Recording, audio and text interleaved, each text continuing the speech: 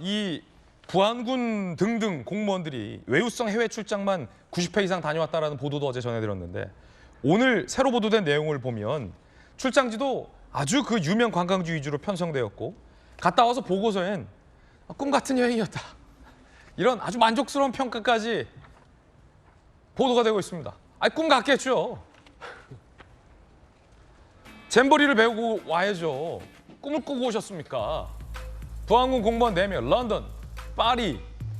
저 파리에서 공부했었잖아요. 제가 있어봐서 아는데 꿈 같아요, 거기 있으면.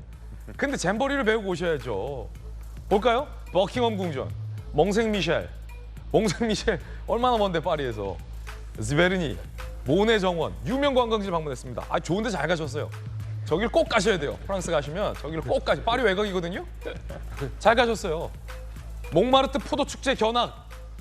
저도 못 가봤는데 몽마르트 포도 축제는 날짜 잘 맞추셨네요. 거기서 와인 시음. 좋은 거 다 하셨어요. 몽마르트 포도 축제는 저도 한번 가보고 싶은데 연수하면서도 못 가봤는데. 자, 부안군 보건소 공무원 4명, 크로아티아, 체코, 오스트리아 출장 보고서에 12일 동안 꿈 같은 여행을 다녀왔습니다. 잊지 못할 추억입니다. 해외 배낭 연수 기회 주셔서 감사합니다라는 출장 보고서의 내용도 황당하기까지 합니다. 해외 연수 소감, 우리에게 있어 10박 12일 동안 꿈 같은 여행은 이것으로 끝났지만 지금도 생각하면 잊지 못할 생생한 추억으로 기억된다. 이와 같이 소중한 경험을 나눌 수 있었던 팀원들과 연수의 기회를 갖게 해주신 당국에게 감사드립니다. 그래도 뭐 배워오신 건 있겠죠? 김지섭 비대위원님, 그냥 꿈 같은 여행만 갔다 오시지 않으셨겠죠? 지금 이게 잼버리가 준비가 하나도 안 돼 있다라는 논란 끝에 어디 예산을 썼나 봤더니 이렇게 외유성 해외 연수를 다녀오셨는데 보고서에도 아주 꿈 같은 여행이라고 돼 있어서 그래도 뭐 배워온 건 있으시겠죠? 그래도 어딘가에 뭔가 준비는 하셨겠죠? 그렇게 희망을 합니다. 설마 너무 정말 뭐 아니, 근데 와인 시음만 하시고 예. 설마 그렇게까지 하셨겠어요. 그러지 않기를 바라고. 근데 원래 이 정부 여행 보고서에 연수 보고서에 꿈 같았던 여행이었다 이런 거 써도 되는 거예요? 그러니까 저도 그 부분이 좀 이게 정부 문건 양식이랑 좀 다른데. 그러니까 매우 다르죠. 그리고 저 보고서를 본 국민들께서 다 저 우리 세금으로 갔을 텐데 예.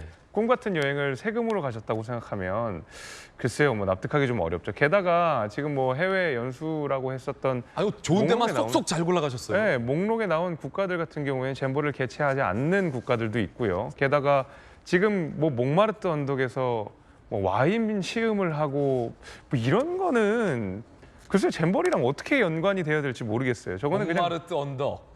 누가 봐도 축제. 예. 누가 봐도 외유성이잖아요. 그리고 앵커님께서도 말씀하셨지만은 그냥 관광지로 되게 유명한 곳이에요. 근데 여기서 번뜩 드는 생각은 잼버리는 청소년 행사잖아요. 네. 근데 와인 축제에 다녀와서 청소년 행사에 뭘 배우겠다는 거죠? 그게 이제 문제인 거죠. 혹시 전화라는 청소년도 와인 마시나요?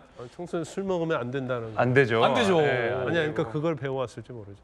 그러니까 그 그걸 굳이 납득이 안 거기까지 되는 가서 그렇게 코스죠. 배워볼까? 네, 납득이 안 되는 코스고 그 와중에도 무언가를 배워왔기를 바랍니다. 최소한.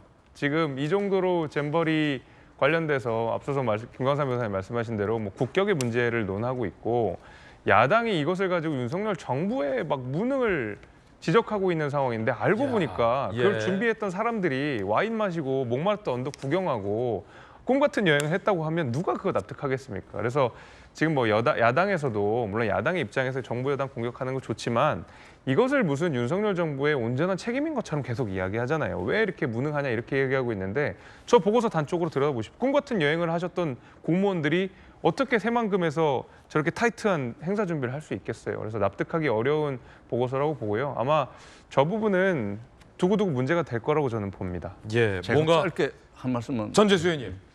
그러니까 윤석열 정부가 이게 뭔 일만 생기면 전부 과거 탓, 전 정부 탓, 야당 탓, 언론 탓, 남 탓합니다. 이게 한두 번이 아니에요. 자, 작년 여름에 서울에 폭우가 내려가지고 반지하에서 소중한 우리 국민 몇 분이 돌아가셨죠. 이태원 참사, 오송 참사, 그리고 이 잼버리까지. 예. 뭔 일만 생기면 남 탓을 합니다. 이게 어떻게 집권 여당과 대통령 국정 운영의 최종 책임자인 집권 여당 대통령의 책임이 아닐 수가 있습니까? 그렇게 주장을 하는 게 말이 됩니까? 현대 민주주의의 핵심 중에 핵심이 뭡니까? 책임 정치 아닙니까? 국정 운영의 최종 책임자가 대통령 집권 여당 아닙니까?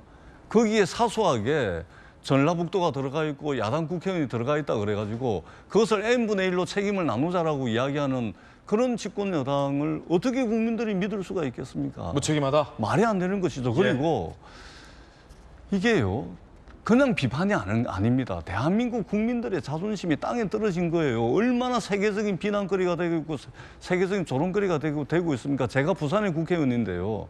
저도 2030 부산 엑스포 유치를 위해서 해외도 나갔다 오고 엄청나게 했는데 지금 이 잼버리 하나 이게 완전히 국제적 조롱거리가 돼가지고 11월 달에 2030 부산 월드 엑스포 유치가 완전히 물거품이 될 가능성이 있습니다. 전 세계 언론이 이번에 한국을 어떻게 대회 준비를 그렇게 했냐 비판이 쏟아지고 있는데 우리가 지난 몇 년 동안 정말로 열과 성을 다해서 준비했던 부산 엑스포조차도 이 잼버리 때문에 날아가게 되었습니다. 국정 운영의 최종 책임자, 무한 책임을 지는 현대 민주주의의 핵심적 가치 이거를 알고서 어느 정도껏 하셔야지 이쯤 되면 남 탓하는 거 좀 지겹지 않습니까? 정말로 이런 부분은 집권 여당이 성찰해야 된다 이 말씀을 좀 강하게 드리겠습니다. 예, 전재수 의원의 돌직구였습니다.